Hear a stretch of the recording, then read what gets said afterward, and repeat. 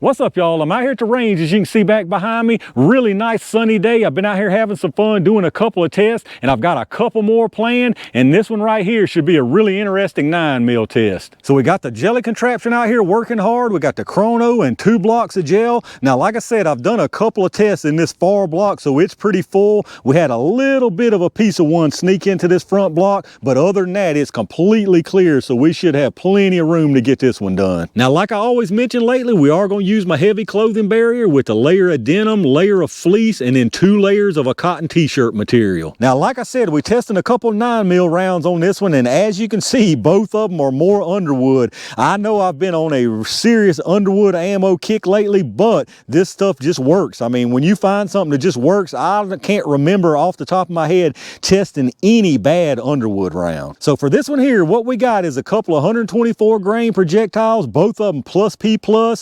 Both of them are calling for 1,300 feet per second. The difference is the projectile. So this one here is their bonded jacketed hollow point. This is still the Gold Dot here. So these you can't even get from them anymore. And then what we putting up against it, like I say, it's the same weight plus P+, but this is the Nosler projectile in this one. This is the non-bonded. Now these, they still are currently loading, so you can still get these. So maybe this will be even better than the Gold Dot. Who knows? Now that's going to be a tough task because these Gold Dots are some really good projectiles. But if y'all hadn't seen the 115 grain plus P+ I tested with this same projectile, it did a fantastic job. And then as far as what I'm going to run them out of today, I figured I'd mix it up a little bit here. I got the 9 Shield EZ out here with the 3.6-inch barrel. Now, if I was going to make any guesses at all about what we might see out here, I think both of these are going to perform fantastic. As far as which one's going to be better than the other, that's a tricky one to call right there. But let's get it set up and let's find out. All right, let's check out these speeds, y'all. I'm going to do a 5-round average with each one of them. We're going to start with the bonded first.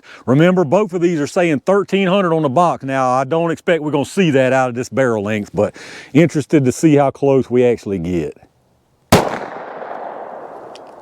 Got 1262, 1247, 1226, 1241, and 1221. So not too terrible from this barrel length. Let's go check that average. All right, so our 5-round average that time from the bonded Gold Dots was 1,239 feet per second. So like I said, not too shabby at all. Let's switch over to them Noslers and see what they do. All right, let's check out these non-bonded rounds. I got a feeling these are going to be exactly the same speed, but let's see what happens. Got 1228, 1202, nothing there. 1192 and 1196. Let me get one more round. All right, last one, y'all.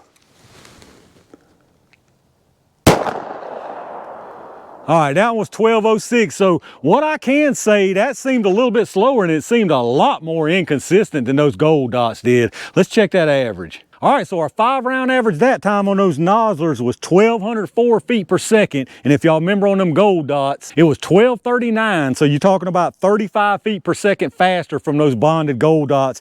And to be honest with you, that could be just some of the spread that we saw out of these Noslers. So I would say they're about the same speed if they're all loaded consistently. So should be interesting to see what happens in the gel either way. Let me get this reset and y'all know what time it is. All right, y'all, it's the ties that bind jelly time. We'll put 1 round of each into the gel down there, starting with these bonded Gold Dots first. I think we're gonna see really good performance out of both of these. It's just a matter of which one's gonna do better. Well, let's see what we get here. All right, that should have been a good one down there. Let me go check out what we got.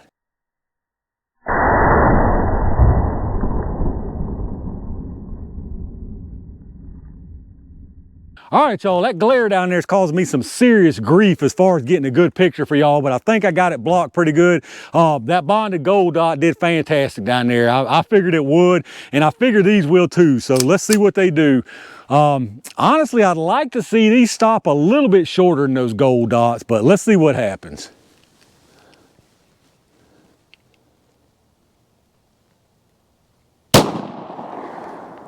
I got some pop out of the side there. I might have came out the side. Let me go check.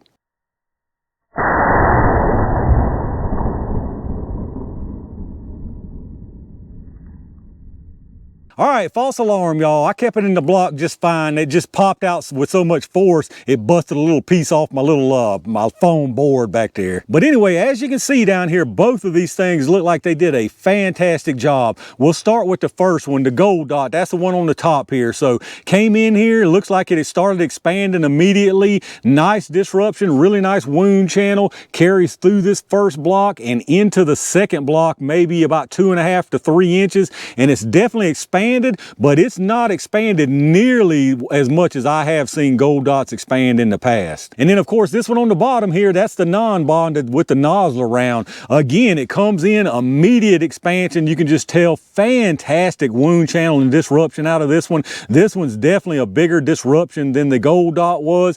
Carries through this first block, probably 3/4 of the way through this first one. And from what I can tell, this thing's got some really nice expansion on it. From what it looks like, it's definitely expanded more than that Gold Dot. But let's see what we got for the penetration. So on this first one, the Gold Dot, it's all the way out here at 18 3/4 of an inch. And then this non-bonded Nosler round is out here at 14 inches. So very nice penetration from both of these. Now here's your little bit of an overhead look. So the one on the bottom, that's the Nosler. The one on the top would be the Gold Dot. Now from this angle, you can tell those wound channels are pretty much the same with both of them. It just depends on what angle you're looking at it from. You can follow them through here. Again, there's the Nosler right there. It's really hard to say just how much that's expanded until I pull it. And then your Gold Dot right here. As you can see, definitely not full expansion on that Gold Dot, and it looks like it had a little bit of cloth clog up in the front there.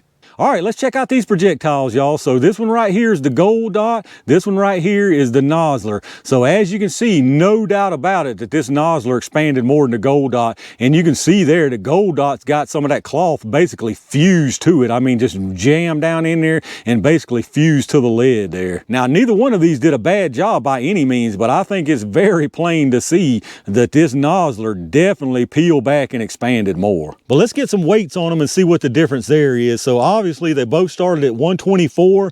This Gold Dot here is at 124.6. So definitely no loss, and probably picked up a little weight from the cloth there. Could be tolerances. And then the Nosler here, we got 123.4, so it could have lost a little bit of material, and I'd say it did because the way this jacket is peeled, or the way the lead is peeled, I should say, you can tell there's probably some little flakes of lead that left it. And then as far as the expansion, we'll start here with the Gold Dot. You got 530, 529, and 537, so some nice expansion on that one. And then this Nosler here, you got 564, 573, and 571, so again, some really nice expansion on that one. And there you have it, y'all. 2 9mm Underwood rounds, the same weight, both of them plus P+, both of them virtually the same speed, but with different projectiles. Now, I guess the big question is, and it's probably a preference, which one do you think performed better? This will probably surprise y'all coming from me,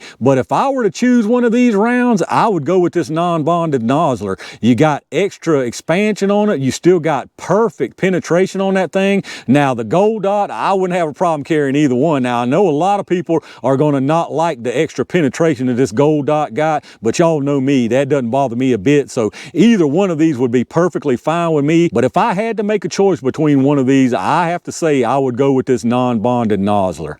All right, y'all, that's a wrap for what I think was a very interesting 9mm test. If you would have had me pick one of these before I did this test, I'll just tell you, I would have chose that Gold Dot without hesitation. But after seeing this test and after seeing these results, I'd take that Nosler over the Gold Dot. Now, like I said, both of these did a fantastic job, if you ask me. Absolute fantastic job from both of these things, especially being a 124. But that Nosler, I think, just had the edge. It had more expansion. It had a little less penetration, but still plenty in my opinion. And I feel like even if you were to step down to a 3-inch barrel, this Nosler would still perform really nicely. But let me know what y'all think about the performance you saw out of both of these here today. Do you carry one of these rounds or the other after seeing what you saw here today? Would you change your mind on it? Let me know your thoughts in the comments. If you did enjoy the video, make sure you hit that thumbs up button, subscribe to the channel, and turn on your notifications so you don't miss anything when I upload it. Check out those affiliate links in the video description. If you shop through Amazon, you know the deal there. Hit up that Amazon storefront link of mine. You'll go straight through Amazon like normal after that, and anything you buy after that, I get a kickback from them towards the channel. Same thing for those axle links. If you're looking for some really nice ear pro, check out those axle links down there and you can save a pile of money instead of going straight to their site. As always, I appreciate all my Range Gang members and every single one of y'all for supporting the channel. I'm gonna try to get one more test done before I head out of here.